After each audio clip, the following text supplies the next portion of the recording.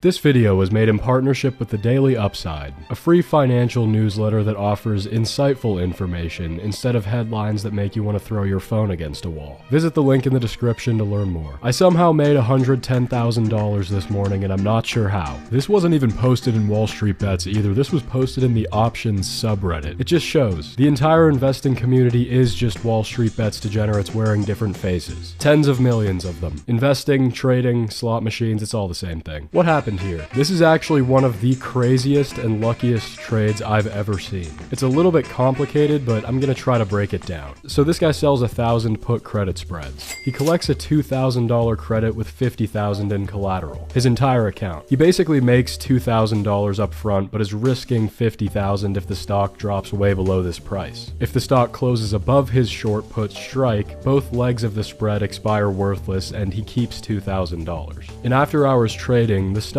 briefly drops between his long and short put. The put he sold is just barely in the money, and the put he bought as protection is just out of the money. Being that the puts he sold are now in the money, they get exercised by the buyer. To make this simple, he's now forced to buy $23 million worth of SPY shares, and the puts he bought to protect against this scenario expire before he can exercise them to cover these ones. What does that leave you with? A $50,000 account holding $23 million worth of SPY shares. Just to put that in perspective, $23 million worth of borrowed shares in a $50,000 account is 460 to 1 leverage. It literally can't go tits up. If SPY would have dropped 1% in the morning, he would have lost $230,000 from an initial $50,000 investment. Fortunately, SPY opened green. By the time his $23 million worth of shares sold, the position was up over $110,000.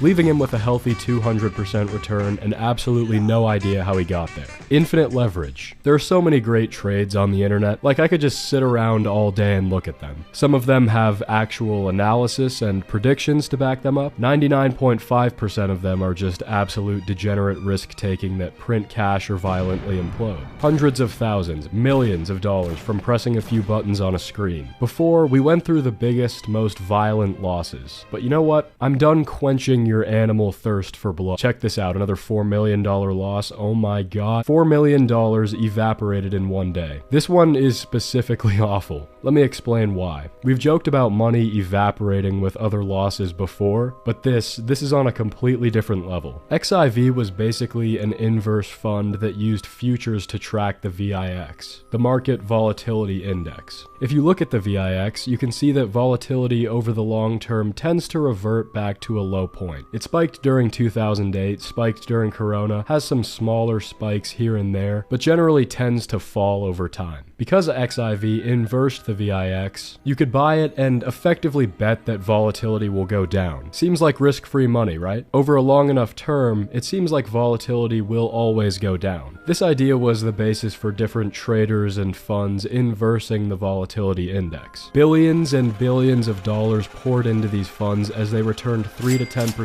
per month. Temporarily. Then, basically, one day the market sold off like 5%, causing the VIX to shoot up around 100% and XIV to lose like 90% of its value, leading the fund to be liquidated. So with a conventional loss like this one, as bad as it is, it's still unrealized. There might be a quick rebound. There's a chance you might make some of your money back. This is the closest thing there is to money completely disappearing. This is a loss here in parentheses. You might be wondering why it's green. It's because when you lose $4 million, the smallest courtesy they can offer you is to make it look green so it doesn't sink in immediately. And so you don't throw yourself off a building. And now, allow your boy to get paid, because this video was made in partnership with the Daily Upside. The Daily Upside is a daily newsletter written by a team of former investment bankers, scholars, and journalists. I read this fucking newsletter every single day. They know I really like it. That's why they let me say fuck in these ads. It's good economics, business, and finance news that's written by former industry professionals. Concise information that actually helps you understand what's happening in the business world. That's not even why I like it. I like it because after I read it, when I talk to people, they think I'm some Michael Burry economist. Oh, you don't like Robinhood after the GameStop thing? Well, you know, financial technology venture capital deals are up 20% in the past year, so hopefully soon we'll see some more competition introduced. I don't even know what the words I'm saying mean, but they make me sound smart. I also like it because it is legitimately the only place I have ever found where you can get financial information without 500 headlines talking about how the global economy is about to collapse. One day they will be right. Until then, I'd rather read this newsletter so I don't have to claw my eyes out. You can subscribe to the Daily Upside by visiting the link in the description. It's 100% free and you can always unsubscribe if you don't enjoy it. Now, visiting the deep, dark abyss of violent financial losses forces us to beg a very important question. Why? Why would anyone ever fucking do this? Millions of dollars gone. Financial futures ruined. Why not just buy an index fund and let your money multiply 22 times over the course of your lifetime? To those of you who haven't been indoctrinated into this community, I'm guessing it's kind of hard to understand. But remember, for every violent loss, there is an equal and opposite gain. It may not be a 1-to-1 ratio, probably closer to 10-to-1 at least. But for every 10 financial futures that evaporate, there's a degenerate lifting himself from the trenches into a new tax bracket. Some of them actually do it intentionally. There's only one I can think of. That's bad. We need to learn about the architecture of financial gains. Gains are more complicated than losses, but also more interesting. Let's dive into this. Now, if you're anybody that's somebody, you're probably going to undergo some massive financial losses at some point. The Spartans used to send their kids out into the wild at a young age. At least, that's what happened in 300, I think. Which is exactly what happened in real life, maybe. This is history. This is the modern day equivalent. You leave a boy, you come back a man. I wasn't really going anywhere with that, I just thought it was a funny analogy. Okay, so gains, here's the thing. You get 10 million monkeys together, and I mean literally monkeys, from a zoo, and tell them to buy options, some interesting things are going to happen. There are going to be 1000% gains and 100% losses. Plenty of 100% losses.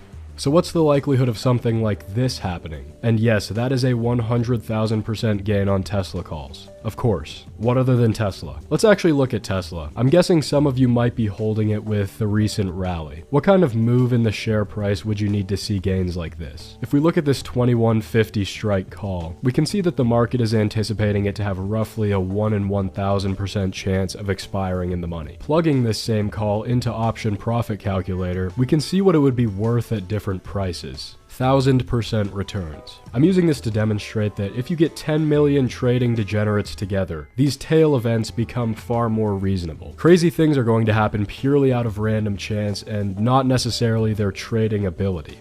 As if that wasn't, for whatever reason, was not obvious. Fuck, if you have 10 million people, it's more likely than not that one of them is a serial killer. I mean, looking at some of these losses, I wouldn't be surprised if this is some kind of serial killer origin story. I wouldn't hold that against them. Okay, 6,000% returns in a day. Wait, no, 6,500% returns. It's easy to just forget that extra 500% until you realize that 500% alone is 5xing your money. The Trivia Tribe bought Roku puts with 1 day until expiration. The next day, Roku stock happened to get destroyed. So casually 65xing your money in a day. In 99% of cases, if you make a return like this in 1 day, it was entirely due to luck. Why? Because if anyone had any idea the stock was going to move in a big way, Roku's implied volatility would have increased, causing this percentage gain to be much smaller. Despite that, an absolutely insane return. But it doesn't end there, because the Trivia Tribe proceeded to dump the $50,000 into SPY puts, expiring in 1 day. Needless to say,